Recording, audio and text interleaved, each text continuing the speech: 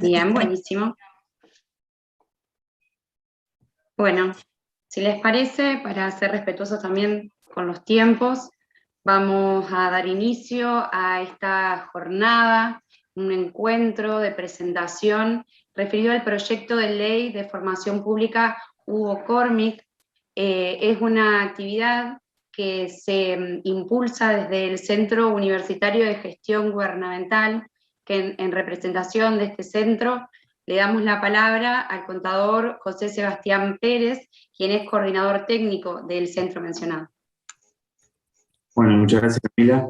Bueno, muchas gracias a todos. Buenas tardes a nuestra invitada, Claudia Bernaza, para exponer sobre este proyecto de ley que tanto nos interesa, al rector de nuestra universidad, al contador Andrés Sabela, a nuestro decano, Eduardo Moani, a todas las autoridades presentes, al decano de la Facultad de Ciencia y Gestión, Carlos Cuenca, profesores de la facultad, alumnos graduados de la comunidad universitaria de Entre Ríos, porque están las dos universidades, tanto de la UNER como de UADER. Y la verdad que para nosotros es un paso importante poder escuchar a la autora de un proyecto que tanto nos interesa, y lo enmarcamos dentro del Centro Universitario de Gestión Gubernamental porque de reciente formación lo que intenta este centro, de las dos facultades más vinculadas con la gestión y la administración pública de la provincia, como son Ciencias Económicas de la UNER y Facultad de Ciencias de la Gestión de UADER, donde tenemos docentes en común, queremos hacer sinergia en cuanto a capacitación, extensión, investigación y vínculo con la gestión pública. Cuando empezamos a hablar de este proyecto con Judith, de esta propuesta de encontrarnos hoy, hace ya unos cuantos días, la verdad que lo sentíamos sumamente importante en el sentido de que el centro intenta acercarse a la gestión pública, a los sindicatos, y cuando uno lee el proyecto elaborado por Claudia y su equipo, también es integral, es de texto corto, pero con mucho contenido que brinda derechos, y nos sentimos identificados con la propuesta allí plasmada. Así que de parte del Centro Universitario de Gestión Gubernamental, de las dos facultades, como decía, es una gran alegría tener esta disertación aquí esta tarde hoy, y el acompañamiento de todos los presentes, a quien saludamos y brindo la palabra. Muchas gracias. Muchas gracias, Sebastián. En representación de la Universidad Autónoma de Entre Ríos, disculpamos al rector que por compromisos anteriores no va a poder sumarse hoy a la reunión, pero habla en su representación Carlos Cuenca, decano de la Facultad de Ciencias de la Gestión. Gracias, Camila. Bueno, buenas tardes a todos y a todas. Reitero los saludos a todas las autoridades presentes. Primeramente, pedirles la disculpa del caso, dejarles los saludos y las felicitaciones por tremendo proyecto del rector de la Universidad Autónoma de Entre Ríos, el abogado Luciano Filipuzzi. Después de mi parte, agradecer la convocatoria de Claudia, obviamente, y felicitarla, obviamente, por el proyecto, de Judith y Pablo, que la verdad que estuvieron trabajando arduamente para que esto se pueda llevar a cabo, y obviamente resaltar la participación de Daniel García, que hoy nos acompaña. La verdad que para nosotros, como facultad, como universidad, es muy importante participar activamente de este tipo de proyectos, porque obviamente contamos con carreras afines, con docentes que están metidos, digamos, en lo que es la administración pública, con estudiantes. Tenemos un rol muy activo en lo que tiene que ver con la capacitación, obviamente, estatal. Para no ser más extenso y para ser breve, quiero felicitar a Claudia y a todo su equipo por el proyecto. La verdad que leyendo el proyecto, porque tuve acceso al proyecto, tiene una visión muy integral en el que son partícipes varias instituciones, y obviamente a nosotros como parte universitaria nos pone muy felices y muy contentos que la universidad forme parte de estos proyectos. Así que totalmente agradecidos. Muchas gracias, Carlos. Le damos la palabra al contador Andrés Sabela, en representación de la Universidad Nacional de Entre Ríos, en su carácter de rector y ex decano de la Facultad de Ciencias Económicas. Bueno, buenas tardes, buenas noches. Gracias, Camila, gracias, Sebastián, y Carlos. Eduardo, lo veo que también estás conectado, y bueno, y obviamente gracias por la posibilidad, diputada Claudia Vernaza, y también aprovecho a saludar a Daniel, con quien probablemente él no se acuerde de mí, pero compartimos una entrerrianas en común a través de Flaxo, que es Soledad Cantero, con cual en algunos momentos charlamos las posibilidades de trabajar en estas líneas hace unos cuantos años atrás. Pero indudablemente que el paso del tiempo, no, al contrario, no nos ha desmotivado, y estamos convencidos de que esta línea de trabajo, esta política, es parte de la política pública, justamente de un gobierno nacional, y también nosotros aspiramos de un gobierno provincial y municipal, que crea y que cree en los procesos de cambio y en la mejora de nuestra sociedad a partir de la capacitación. De la capacitación, de la asistencia permanente, de la contención permanente de los y las trabajadores del Estado. Porque sobre todo nosotros, que somos parte del sistema educativo, estamos convencidos que los procesos de mejora y las posibilidades de progreso de nuestra sociedad vienen de la mano de la educación. Así que la verdad que cuando me enteré por Sebastián y por Carlos de este proyecto, y ellos plantearon la posibilidad de esta charla, obviamente que inmediatamente dijimos que sí, porque es lo que nosotros desde hace mucho tiempo venimos trabajando por este tipo de vinculaciones con el Estado. Y la verdad que hemos logrado que en estos momentos la UNER y la UADER, a través de las facultades de Ciencias Económicas y de la Gestión, en el caso del UADER, hagamos causa común de esto, articulemos nuestras acciones y nos demos cuenta que de estas articulaciones y de esta sinergia, en realidad lo que logramos es el beneficio, en este caso de nuestra región, esencialmente de los entrerrianos. Así que aquí estamos para aportar desde el lugar que ustedes lo crean más conveniente. Acá estamos comprometidos con este tipo de políticas, y les puedo asegurar que en la UNER y en la UADER van a encontrar, y aprovecho que no está el rector de la UADER, y también ya digo de la UADER, ¿no? Van a encontrar los recursos humanos para poder acompañar este tipo de iniciativas. Así que gracias por la invitación. En realidad soy yo y nuestra facultad de las que están agradecidas de poder estar participando de esta iniciativa. Bueno, muchas gracias Andrés por tus palabras. Ahora vamos a presentar a quienes hoy ofician de expositores. Claudia Vernaza, que es ingeniera agrónoma, magíster en educación, doctora en ciencias sociales, docente, escritora y dirigente social. Actualmente es diputada nacional por la provincia de Buenos Aires por el Frente de Todos, precandidata a renovar la banca este año, cargo que también ocupó entre 2007 y 2009. Cuenta con una extensa trayectoria en la gestión pública nacional, provincial y municipal. Se especializa en temas de administración pública y planificación gubernamental. Coordina cursos de formación y comisiones, dentro de ellas la Comisión Estado y Administración Pública del Instituto Patria. También nos acompaña Daniel García Delgado, quien es doctor en Filosofía por la Universidad de Buenos Aires, magíster en Ciencia Política de la Facultad Latinoamericana de Ciencias Sociales y licenciado en Sociología. Actualmente es investigador principal del CONICET, con sede en Flaxo, de la República Argentina. Se desempeña como director del área de Estudios y Políticas Públicas, director de la Maestría de Políticas Públicas y diversos diplomas de posgrado, así como también es director de la revista Estado y Políticas Públicas. Ha sido profesor titular regular de Teoría Política Contemporánea en la Facultad de Ciencias Sociales de la UBA por más de 20 años.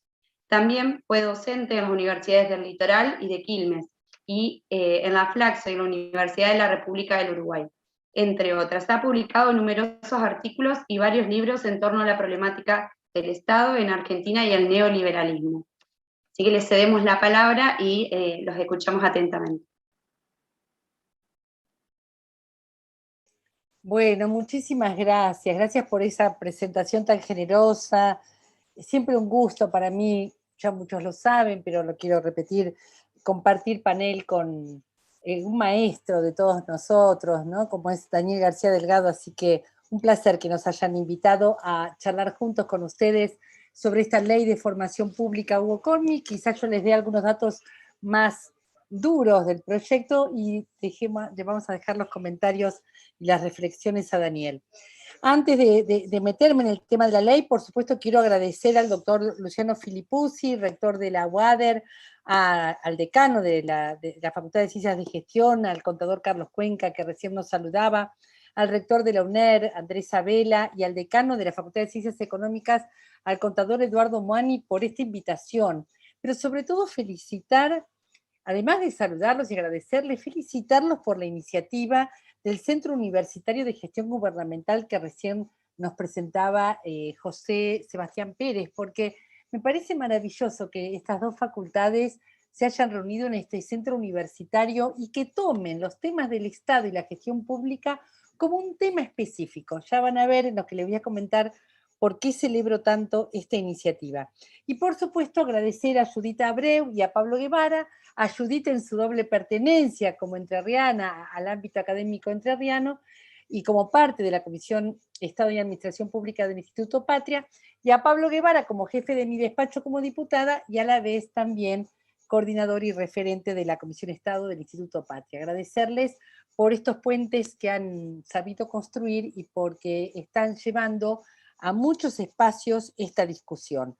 Porque en realidad lo primero que quiero aclararles es que la ley lo que quiere es abrir una discusión, poner un tema en agenda. Ustedes saben lo difícil que es llegar con un proyecto de ley hasta el recinto, y ni que hablar en tiempos de pandemia donde los temas se han acotado y se han focalizado mucho en cuestiones referidas a este proceso que estamos viviendo y a la lucha contra el COVID-19. Sin embargo, los proyectos de ley tienen un rol de docencia, de pica en Flandes, podríamos decir, ¿no? De esa capacidad que tienen de poner temas, de instalar temas en agenda. Y por supuesto, al instalarse en agenda, eso retroalimenta el hecho de que son un expediente vivo, vigente, y quien les dice capaz de llegar al recinto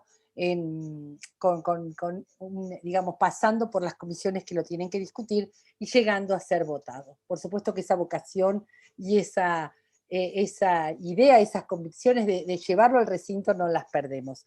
Pero quiero comentarles que en realidad este proyecto tiene como el centro universitario que ustedes pusieron en marcha la vocación de instalar un tema.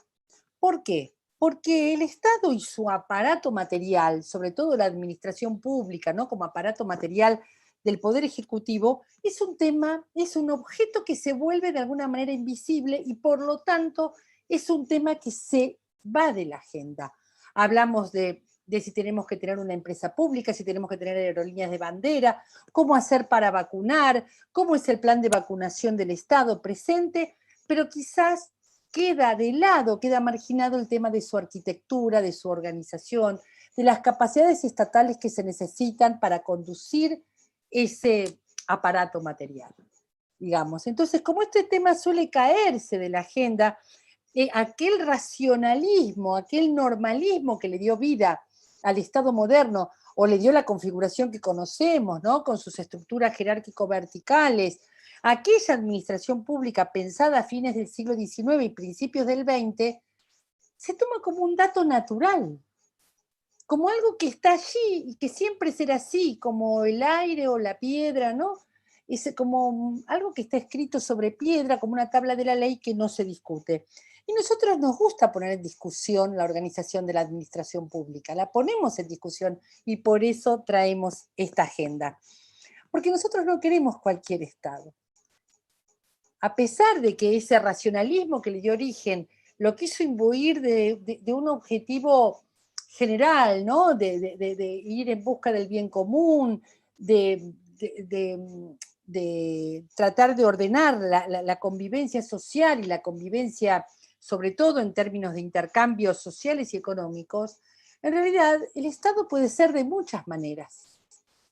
Y puede obedecer a muy distintos roles que los pueblos le den en cada momento histórico. No es lo mismo el Estado, los estados de las posguerras, que los estados de bienestar, que los estados pensados en periodos de ajuste estructural, que los estados que pensó la Argentina conservadora de fines del siglo XIX. Son muy diferentes estados y administraciones. Somos los pueblos reunidos en nuestros espacios parlamentarios y también reunidos en nuestras cátedras y espacios de militancia, de reflexión, los que también tenemos que pensar qué Estado queremos y cómo queremos que sea su arquitectura. Más allá de que luego pensemos políticas por tema, ¿no? Por rama de actividad, por rama temática. El Estado no es neutro, la administración pública no es neutra y tiene una función que es la función, la gran ausente, la función invisible de nuestras reflexiones, que es la función de gobierno. Como bien decía Carlos Matus, hay ciencias de la administración, pero adolecemos de ciencias del gobierno. Y él se puso a escribir como los primeros papeles latinoamericanos referidos al gobierno en este continente, a los gobiernos públicos de este continente, como teoría del gobierno, pero costó mucho que nuestra propia academia aceptara que Carlos Matus estaba haciendo ciencia.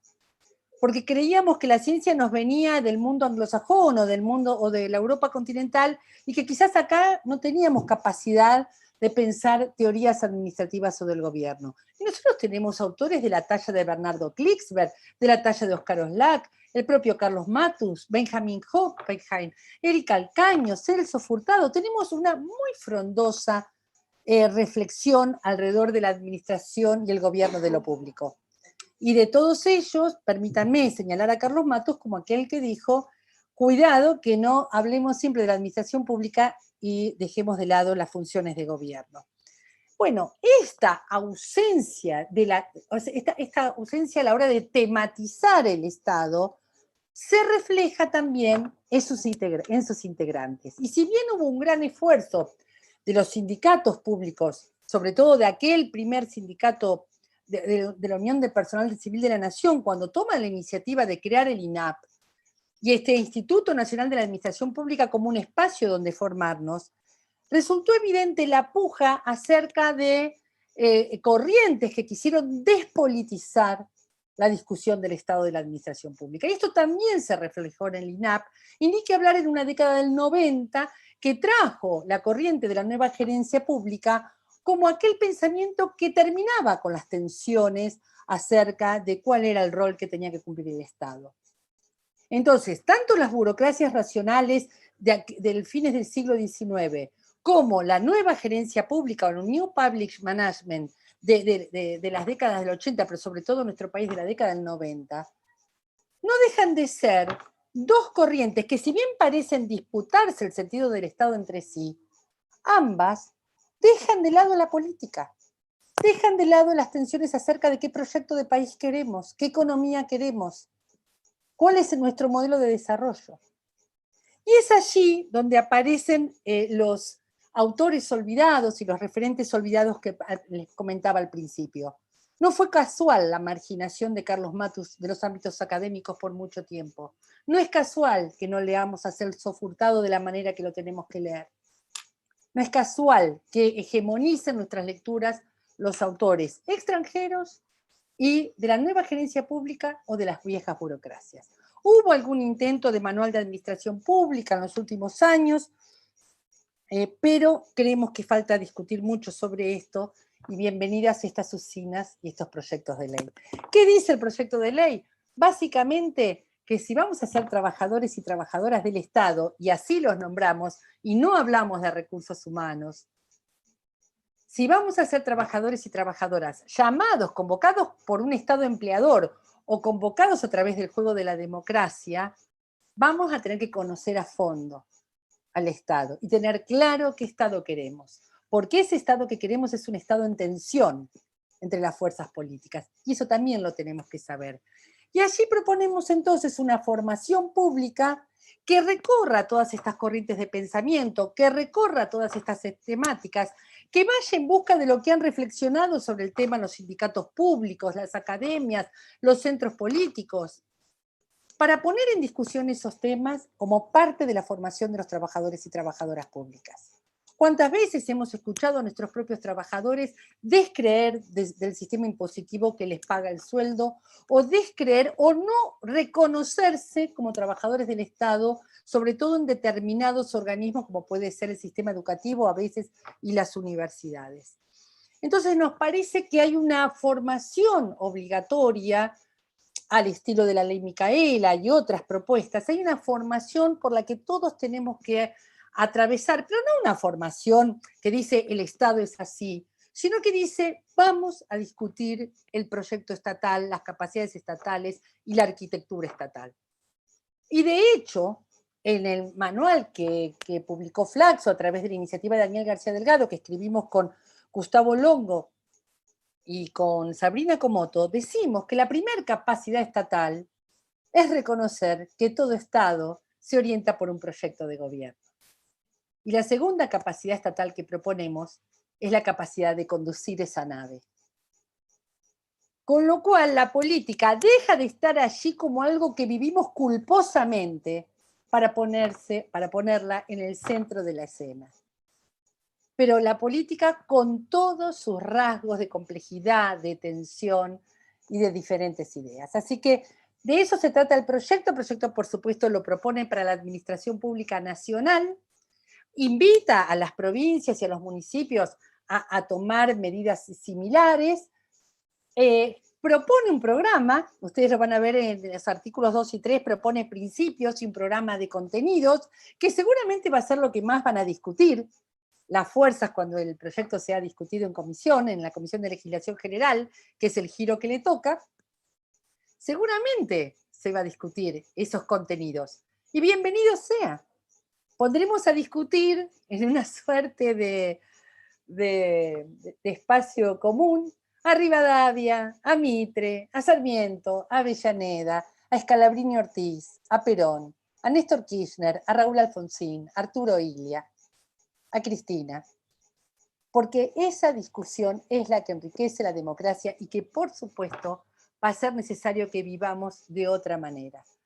Porque el Estado y sobre todo la administración pública no va a ser mejor despolitizándola, va a ser mejor con política de calidad, con reflexión política de calidad. Y por supuesto, eso no invalida que después de esa reflexión también revisemos cómo diseñamos sus estructuras, cómo diseñamos sus procedimientos, cómo diseñamos sus comunicaciones, porque el Estado puede cometer muchos pecados, pero el que no puede cometer es esa lejanía de la ciudadanía cuando sus burocracias se vuelven impenetrables, o cuando sus burocracias piden una cantidad de pasos imposibles de hacer, de recorrer por el ciudadano o la ciudadana común. Y ese defecto, la burocratización del Estado, la falta de agilización de sus trámites, es un defecto o una debilidad que tienen todas nuestras fuerzas políticas a la hora de conducir. Y por lo tanto queremos que todos y todas nos formemos también en una agilidad que no es una agilidad neutra, sino que es una agilidad en favor de un proyecto de desarrollo que ese Estado tiene que expresar. Lo aclaro porque si no pareciera que la única discusión que quiero dar o lo único que quiero formar es en cuestiones políticas y alguien me acusará de adoctrinamiento, ¿no es cierto? Pero esa discusión también tendrá que dar lugar a una formación operativa, técnico-operativa, para que a la nave del Estado le conozcamos toda la botonera, digamos, y podamos llevar al Estado a su mejor expresión. Ya hemos probado que esto es posible. El ANSES lo ha demostrado en la agilidad con que ha puesto en marcha muchos de sus programas, por ejemplo, la asignación universal por hijo, que en términos de 10 días se puso en marcha. O sea que no es verdad que la empresa es lo ágil y el Estado es lo burocrático y lento. Cuando hay conducción política, convicciones, un proyecto claro y mucha capacidad de trabajadores y trabajadoras a la hora de llevar adelante programas y poner en marcha diseños estructurales y procedimentales claros, el Estado puede ser el más ágil de los actores de la sociedad. Me remito a las pruebas de la asignación universal por hijo para no entrar en otros casos. Bueno, esto es lo que les quería contar del proyecto. Prefiero que Daniel haga sus reflexiones. Muchas gracias.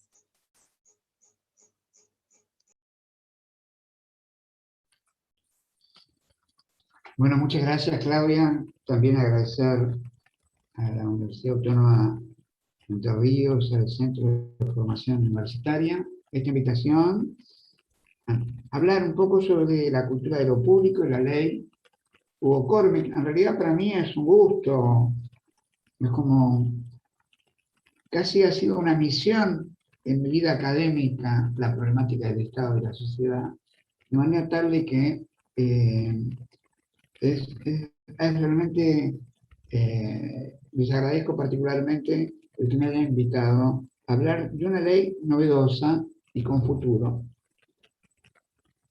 ¿Qué es esto de la cultura de lo público, de la ley Cormick? A mí me parece que reivindica precisamente lo común, el bien público, el bien común. Es algo que precisamente trataba de evanescerse en el modelo neoliberal. Todos eran intereses particulares, cada uno trabajaba por la propia y para su. No, esto hay algo en común y hay un proyecto en común, y esto es algo que empieza resaltando la ley Cormick. Y eso común la hacen los trabajadores públicos cotidianamente en las oficinas o ahora en el Work Office. Y en realidad esta valoración es exactamente lo contrario de lo que hizo el gobierno anterior, la valoración del mercado, de lo privado, del individualismo, que en realidad incluso trataron de reducir la cantidad de trabajadores, de ajustar y disminuir la autoestima del trabajador público, sus capacidades, de jerarquizarlo, ministerios, considerándolo como algo excedentario para un proyecto, de valorizar el personal al punto tal, no sé, en Buenos Aires era muy claro, que se apuntaba a la lógica del control de un horario muy estricto, para luego no dar trabajo o nada que hacer durante las 8 horas en que la gente estaba en su silla de oficina. Acá, por el contrario, se apunta a revalorizar, a generar autoestima y sentido de este trabajo público, y se quiere hacerlo transmitiéndolo no en un sentido vertical, como un conocimiento de que algunos expertos transmiten, sino en forma participativa, porque la riqueza del conocimiento es más dialógica, es el conocimiento del Estado y la administración pública es también el que tienen y portan los mismos trabajadores. ¿Qué es lo que busca la ley, dicho rápidamente? Enfatizar formación en capacidades técnicas, en presupuesto, muy importante, programación, la planificación estratégica, tener un buen conocimiento del software, de la técnica, aspectos instrumentales. No es, lo político no es adverso de lo técnico, sino todo lo contrario, solo que quiere tener una soberanía de lo técnico, como instrumento, como medio, no como un fin en sí mismo. Y finalmente, todas aquellas cosas de las necesidades del día a día del Estado, formar bien a la gente en las necesidades del día a día del Estado. Esto es capacidades de liderazgo. El liderazgo es importante, el diseño estructural de las políticas, la comunicación de las políticas públicas es clave en esta sociedad de la comunicación, la evaluación, la gestión y el control. Y por último, también no solamente el liderazgo, sino la capacidad de motivar que puede esos liderazgos a sus trabajadores. Estos no vean el tema de empleo público como una cosa puramente como una pesada carga o aburrida, sino estar motivados, tener con objetivos claros y con escucha de estos trabajadores y con una visión estratégica de hacia dónde se quiere ir. ¿Me están escuchando? ¿No? Sí. Sí, bien. Bueno, en algún sentido la ley intenta dar un nuevo horizonte de sentido al Estado. Como decía Claudia, el Estado no ha sido siempre el mismo, ha cambiado durante las épocas, los proyectos políticos, las relaciones de poder, no es lo mismo el Estado liberal, oligárquico, al Estado de bienestar, popular, de los 40, no es lo mismo el Estado del consenso de Washington, del Estado inclusive hecho del gobierno de los Kirchner en los primeros 15 años de esta. O sea que, y tampoco es para nada mismo el estado del gobierno abierto del macrismo de los últimos 5 años, que tuvo justamente una oposición inversa al bien común, endeudando, generando pobreza, descapacitando y tratando de que desestructurar la misma idea de pueblo, desestructurar la misma idea de un colectivo que tiene un proyecto común. Entonces, me parece importante en este momento, como decía también Claudia, hablar del Estado y qué tipo de Estado queremos en una sociedad que intenta reconstruirse de 2 pandemias, como se suele decir.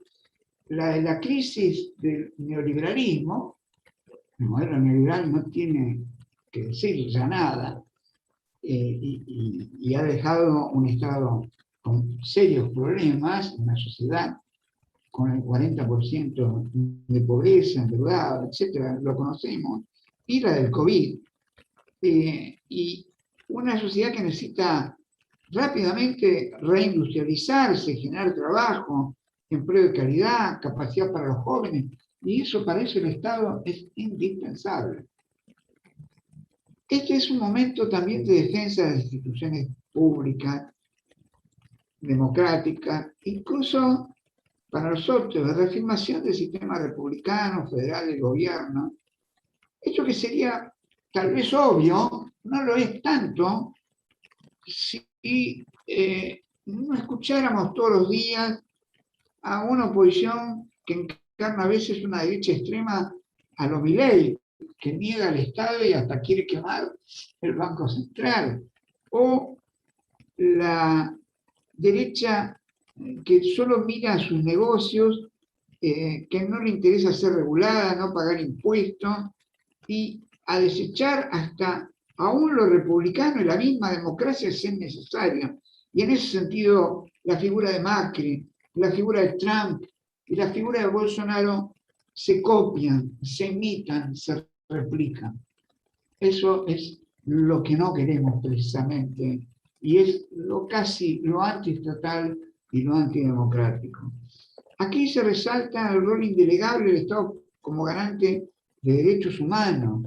Esto lo ha forjado el movimiento de derechos humanos en nuestro país con gran tesón y esfuerzo durante tantos años. Y la convivencia democrática, el debate, la argumentación, las leyes, ¿no? No es un actor más el Estado de una gobernanza que pone a todos los actores igual, como en un igual raseo, como se comunican. No, no. El Estado tiene roles indelegables, responsabilidades que cumplir y derechos que garantizar, y en este caso velar por aspectos centrales del bien común. Un bien común que tampoco es un dato ya dado por una ley histórica, o digamos, tal vez los 40, los 50, el bien común podía asociarse a los derechos de los trabajadores, y en parte es cierto, pero hoy somos una sociedad muy diversa, muy fragmentada. El bien común es una construcción, es una lucha por argumentar un sentido, valores de una vida más digna y una sociedad más deseable. Entonces, esta ley reivindica al mismo tiempo algo que me parece importante, que es la ética pública, pero no en el sentido de la transparencia del modelo de Lawfare, ¿no? Que la transparencia era una especie de persecución del adversario político por causas presuntamente de corrupción. No, no, Y no es solamente la transparencia del sector público del Ejecutivo, es también la transparencia del sector empresario, del sector privado. No es solo la corrupción asociada a la política, es ver también el control privado de la decisión pública, en la captura de renta, en el lavado de dinero, en la fuga, en la evasión impositiva. Todo eso es transparencia, todo eso es integralidad, todo eso es compliance.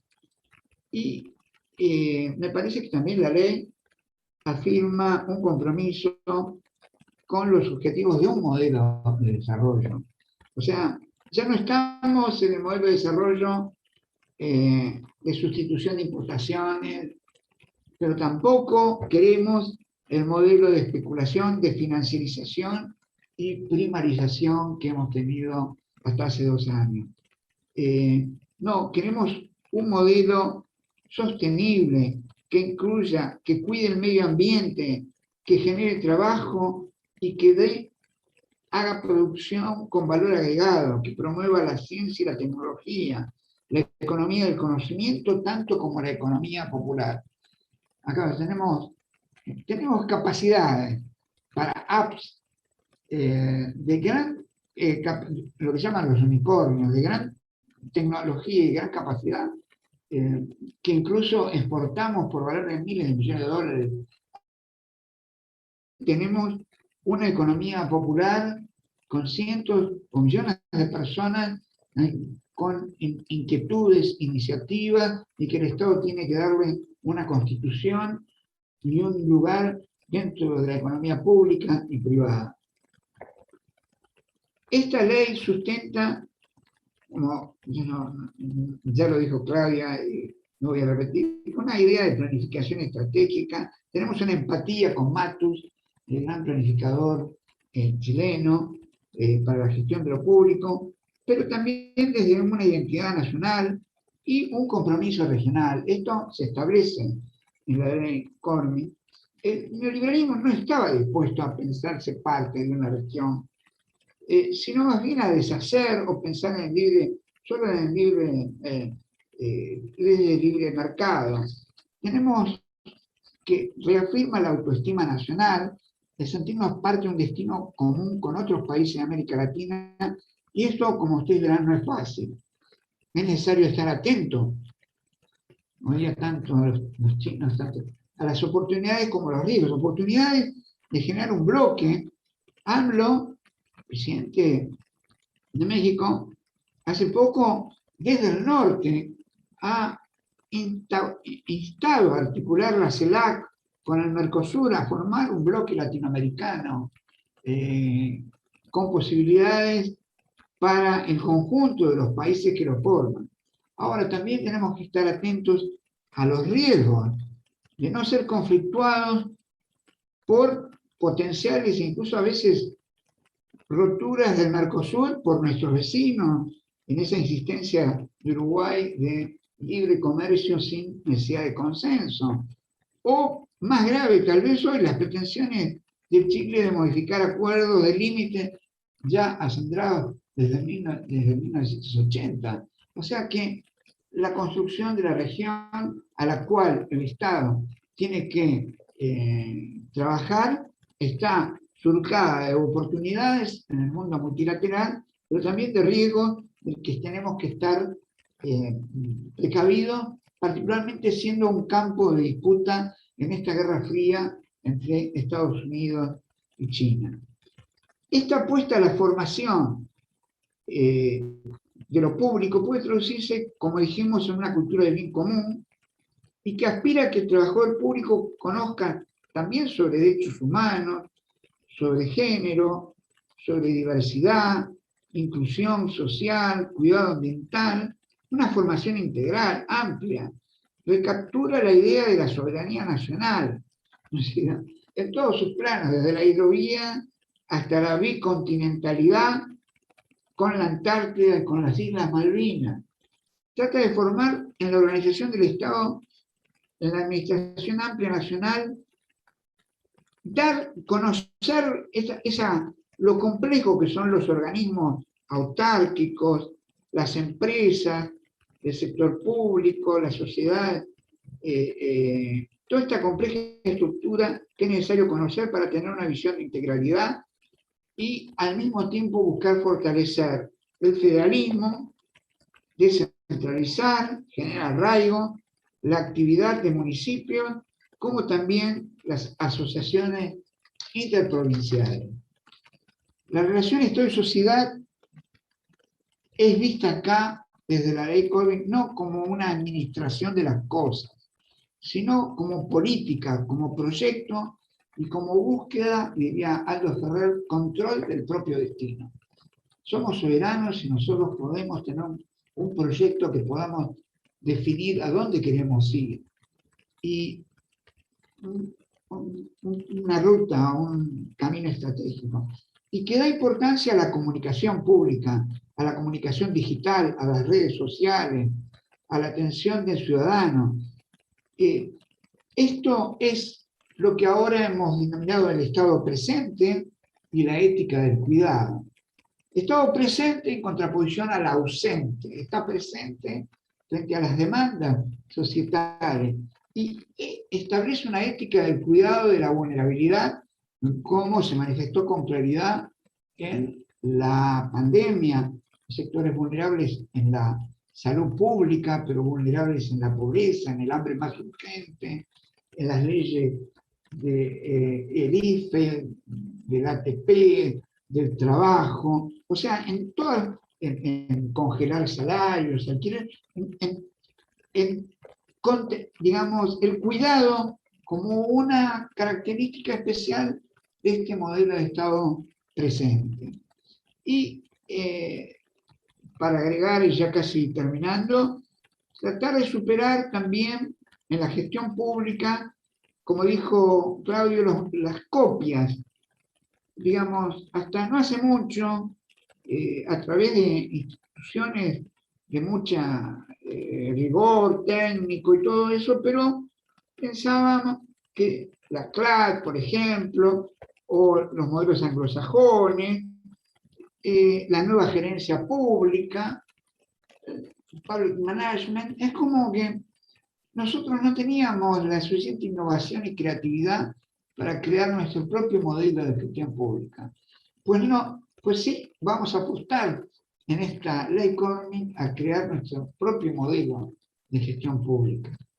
Y quiero resaltar con esto que en sí mismo, este proyecto de ley, no ha sido obra solo de Claudia, que ha tenido un rol relevante claramente, pero ha sido participativo, ha contado con el diálogo de los trabajadores públicos, de sindicalistas, de académicos, de manera que surge casi de abajo hacia arriba. Por último, la ley es un mojón, más en la reconstrucción del país en que estamos empeñados. Queremos aprovechar esta oportunidad histórica que tenemos. Como dijo Cristina, ¿cuántas oportunidades más vamos a tener?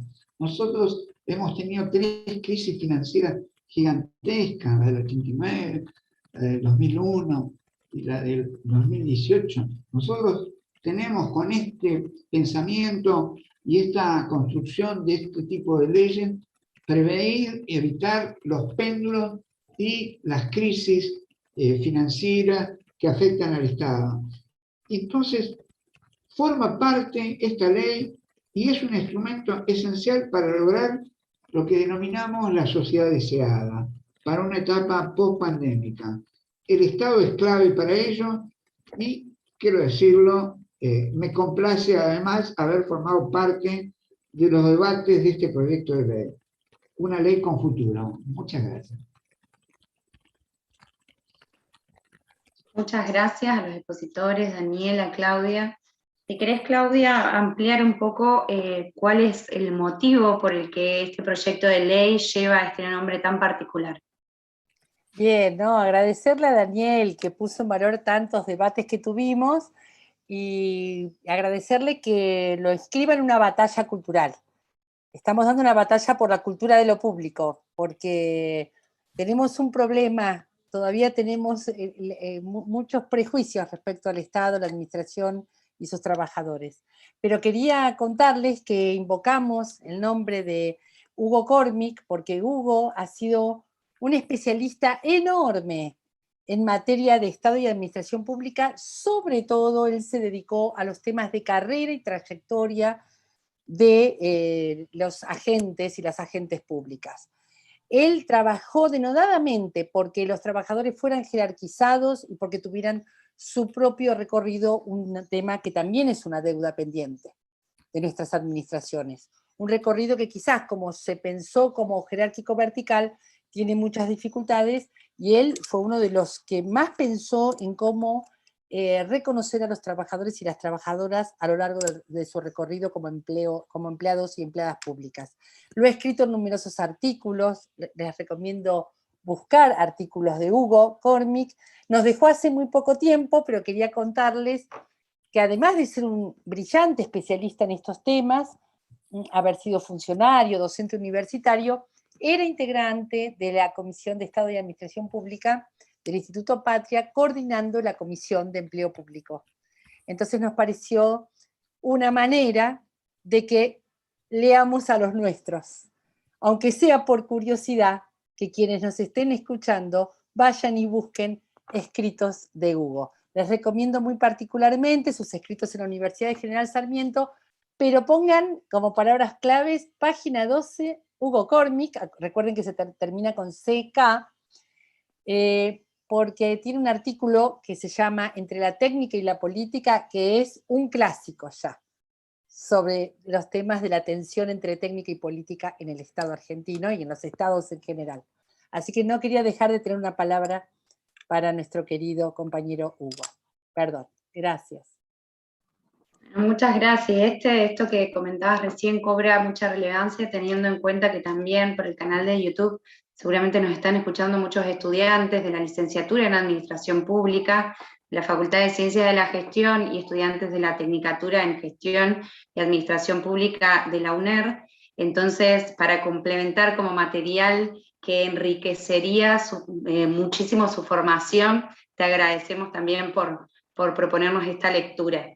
Vamos a dejar abierto un espacio de preguntas, por si alguno quiere hacer algún comentario, tanto por el chat de la plataforma de Zoom o de la página del canal de YouTube. Vamos a estar transmitiéndolo acá con Judith.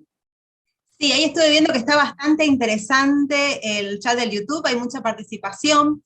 Por ejemplo, Luciana nos dice: considero clave que desde las universidades podamos repensar el rol del Estado, cuáles son sus funciones indelegables, atendiendo a los distintos niveles de gobierno y sus administraciones. Además, promover un modelo de desarrollo sostenible que incentive la formación de los trabajadores del Estado.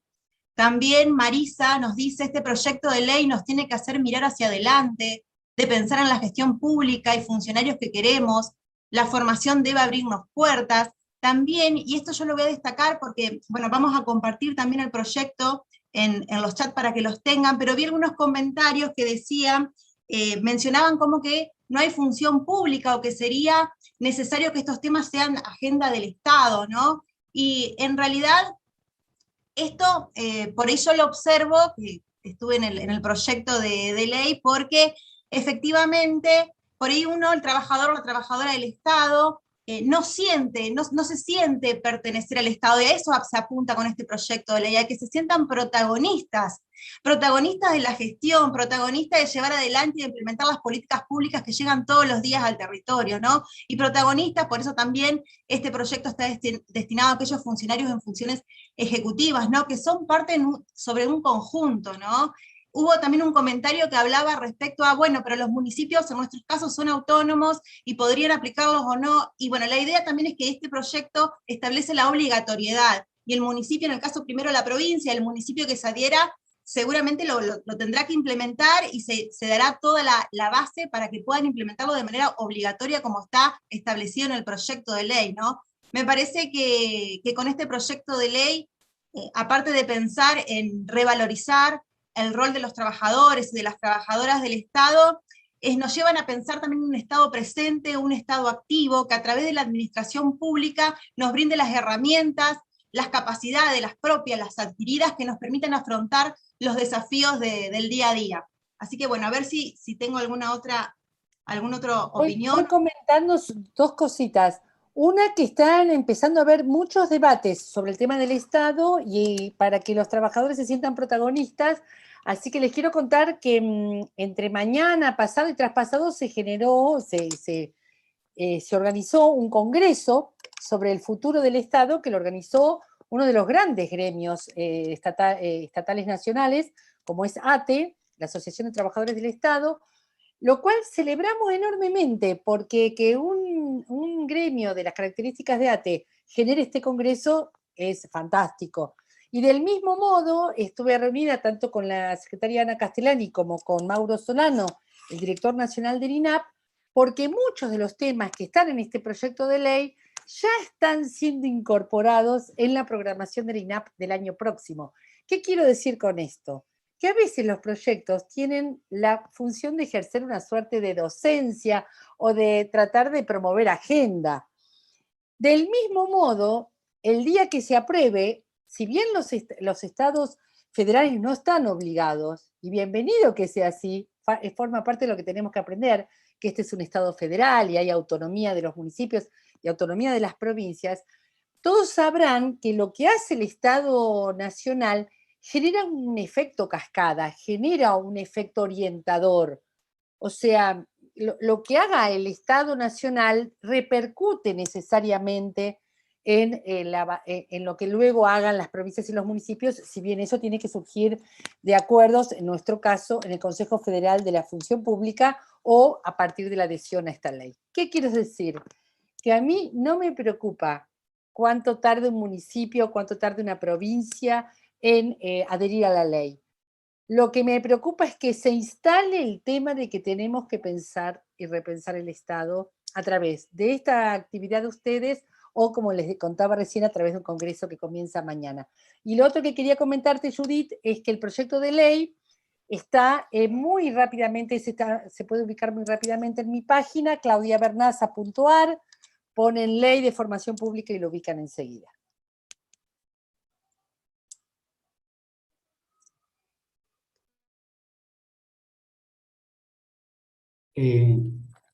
Si yo pudiera agregar algo a lo que dijo Judith, que me pareció muy interesante, sobre ese estado presente, activo, las funciones entregables. El tema del COVID lo ha puesto totalmente de manifiesto. O sea, si no hubiera habido un Estado en que se hubiera decidido a cuidar la vida, a diferencia de otros estados que hicieron que se mueran todos los que tengan que morirse, como Bolsonaro, o Trump, o otros, pensaban en la inmunidad de rebaño. No, acá hubo una decisión política de defender la vida de las personas, de las familias, ampliando los hospitales, buscando vacunas, produciendo vacunas, y hoy tenemos una de las performances de vacunas casi de país desarrollado. Eso no cae del cielo. Eso es un estado presente y eso es una ética del cuidado.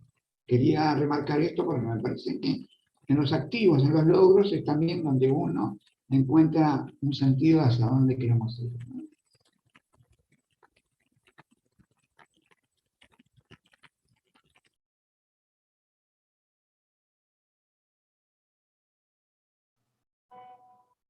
Perfecto, a ver, no hay más preguntas aquí en el chat. A ver acá por el... No, son opiniones. Me gustaría consultarle a Pablo Guevara si nos estamos olvidando de algún detalle, Pablo, o alguna información que tengan que tener quienes nos están escuchando, como para ir cerrando. No, creo que en general fue bastante completa la charla sobre los proyectos de ley. Sí, quizás el saludo que nos dejaron y que te dejaron a vos, Claudia, los diputados y diputadas nacionales por la provincia de Entre Ríos que estaban invitados a esta charla para dar un saludito, pero que bueno, las cuestiones electorales los llevaron a otros rumbos. Sí, tanto Mayra Cresto como Carolina Gailiar y Blanca Osuna tenían mucha intención de estar, de acompañarme. Nosotras somos de acompañarnos muchos unas a otras, y les comento que con Carolina Gaillar además ha sido alumna mía, y tenemos mucho en común en materia de estudios del Estado, de estudios de la administración. De hecho, hemos hecho propuestas de planificación municipal en varios municipios de Entre Ríos. Entre ellos quiero comentar el acompañamiento en su planificación estratégica que hemos hecho al municipio de Gualeguaychú, junto con mi colega Gustavo Longo. Y si les parece, si te parece, Judith, me gustaría capaz que José que Eduardo, que las autoridades del centro, las autoridades universitarias nos comenten lo que les parece a ellos en términos de la formación académica que ellos conducen, ¿no? Y con eso cerrar, si te parece. No, Claudia, si me permitís, Eduardo, quiero hacer un comentario. Como decía nuestro rector al principio, hace un tiempo de la facultad a nivel provincial se intentó ir por un camino similar con esta construcción que ustedes comentaban, de abajo hacia arriba, con los sindicatos.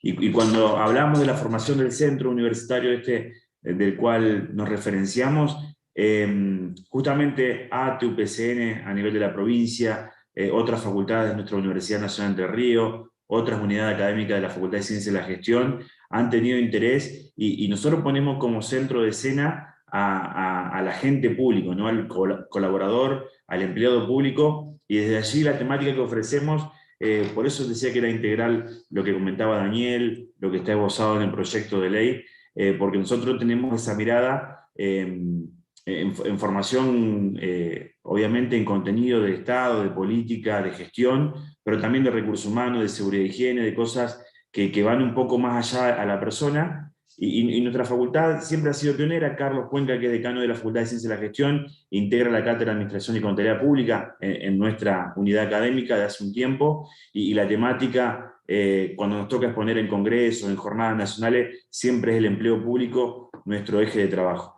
Así que obviamente que nos sentimos identificados con las palabras de este proyecto, y como decíamos al principio, ¿no? Es muy bueno para el centro universitario y las dos unidades académicas discutir este proyecto, ponerlo a consideración también, ¿no? Debatir algunos aspectos de él, que como hablamos con Judith y Pablo en las charlas previas a este encuentro, nos parecen muy importantes. Así que de parte del centro agradecerle muchísimo, Claudia, a Daniel, a todo el equipo de ustedes por esta participación. Para nosotros, y para ser puntual con la gente que le hemos dicho, un encuentro de 1 hora, que nos cansamos de mirar la pantalla, ¿no? Ha sido muy importante, muy grato, y le agradecemos muchísimo desde las dos universidades, las dos facultades, estas palabras de ustedes. Gracias, José. Les comento al estudiantado que los fundamentos de una ley, tanto de un proyecto como de las leyes en general, son material de estudio también. Así que cuando recién los invitábamos a leerlo, no era solo por el contenido de la ley, sino por sus fundamentos, que van a encontrar muchos autores de los que queremos que ustedes lean. Bien.